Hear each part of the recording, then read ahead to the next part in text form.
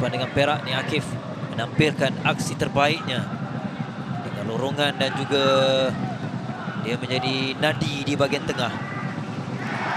Kelekaan, kesilapan pertahanan Penang yang dihukum. Marcus Macaulay menggunakan kelebihan ini. Apa yang berlaku komunikasi di antara penjaga gol Asfar.